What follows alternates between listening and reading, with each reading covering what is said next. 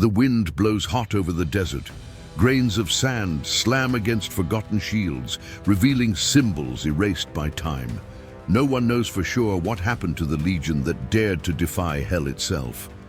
It is said that she marched under the sun of Alexandria, when Rome believed herself to be eternal. The sound of iron, the shout of orders, the banners shining like gold at dawn. It was the pinnacle of a force that thought it dominated the world. But time is the enemy that no empire conquers. Dry cut. The same sun that illuminated glories now burns buried bones. Dunes dance where discipline once echoed. The silence of the desert holds the name of the XXII Deiotarian, the legion that disappeared without a trace. Rome called this fate, the gods perhaps of punishment, and the desert called it justice. Here begins the story of men who marched into oblivion, believing that eternity wore toga and sandals. The sand does not forget. She just waits. Before continuing, if this introduction has already made you feel the weight of history and the greatness of what is to come, show that you also honor the memory of these men. Leave your like right now. It helps keep every story forgotten by time alive. Subscribe to the channel and join the legion that rescues the past with emotion, image, and truth. Each new inscriber is like another torch lit against oblivion. And comment there. Do you believe that forgetting is the true enemy of history? His simple gesture makes these old voices echo again. Rome was burning with conquest. Between 106 and 117 AD, the empire seemed like a colossus that knew no bounds. Roads cut through mountains, bridges defied rivers, fortresses sprang up where once there was only sand and silence. The Deiotarian Legion XXII was the pride of all this, men who breathed discipline, steel, and obedience. The sound of spears beating on shields was the very beating of Rome's heart. In Alexandria, the heat mixed with the smell of oil and iron. The Roman banners fluttered against the dry desert wind, reflecting the sun as if they were swords.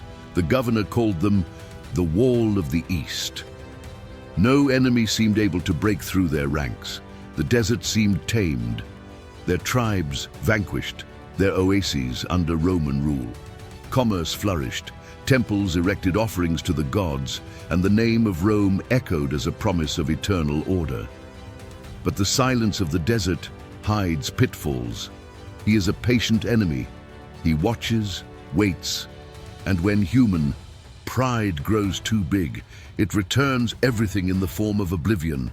The glory of Rome echoed in the wind, not realizing that the wind was already blowing its ruin. Trajan's death in 117 AD was like a silent blow to the heart of the empire.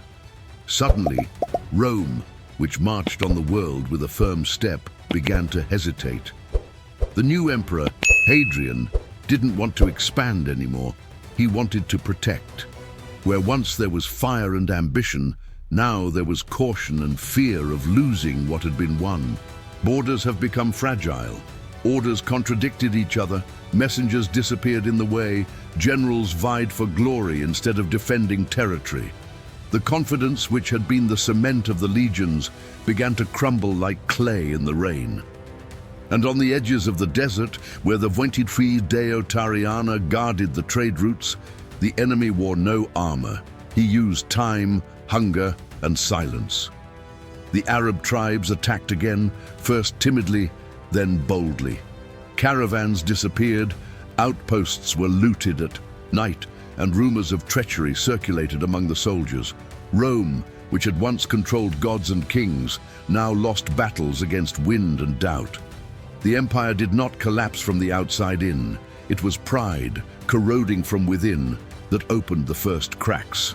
March 18th, 118 AD began like any other. The sun was rising, scorching over the Syrian desert when the order came. Follow the Wadi Sirhan, a short route to the eastern border. The promise was glory and recognition. A simple mission, they said. The XXIII Deiotarian departed at dawn, banners raised, shields shining. Every step resonated with confidence. But the desert does not forgive arrogance. After days of marching, the wells were dry. The wind brought only warmth and silence. The local guide, paid with enemy gold, disappeared into the night without a trace. The sand began to change color. The sky weighed like lead, and hunger made pride crumble. When the first attacks came, they were arrows, swift, invisible, deadly. They came from all sides. The formation that once marched in sync has become a whirlwind of despair. The screams mingled with the dry sound of the spears falling. Men drank their own sweat. Some buried companions with their bare hands. Rome would call it a battle. But the desert knew it was a punishment. It was there that the glory was torn in half and eternity began to bleed. The night fell like a blanket of despair. The wind roared between the torn tents, carrying with it the last echoes of hope. The tribune Calus tried to organize the retreat, but the orders were lost in the chaos. Officers shouted in opposite directions, the map fluttered in the hands of an exhausted centurion, and the compass, symbol of control, no longer pointed anywhere. That's when the whispers began. Someone had sold the coordinates. Someone had exchanged fidelity for survival. Eyes turned against each other. The enemy was no longer just among the dunes. He was inside the ranks, hidden behind a Roman helmet. Fire broke out in the camp. Weapons, supplies, scrolls, all burning under the moonlight. Men fought shadows, shooting in imaginary directions. The desert watched in silence as the legion destroyed itself from within. When the sun rose, there were few left. The ground was covered with bodies and ashes. Pride, once greater than the desert, had turned to dust. Sometimes Rome didn't need enemies to fall. Just look at itself. If you've made it this far, leave your like and comment. What was, for you, the most decisive breaking point in this story? The sun rose red, as if the sky itself mourned. It was the year 119 AD, and what was left of the XXII Deiotarian erected trenches in the sand, transforming the desert into his last field of honor. The water had already run out. Their faces were covered with dust and despair. Some murmured prayers, others kissed rings that no longer had any value. In the center of the camp, the Aquilifer, guardian of the Eagle of Rome, knelt down. With injured hands, he dug a small hole and buried the golden standard. Not out of cowardice, but out of faith, he believed that the sacred symbol should not fall into enemy hands. As he did so, the wind seemed to sing, a funeral song, slow, almost human.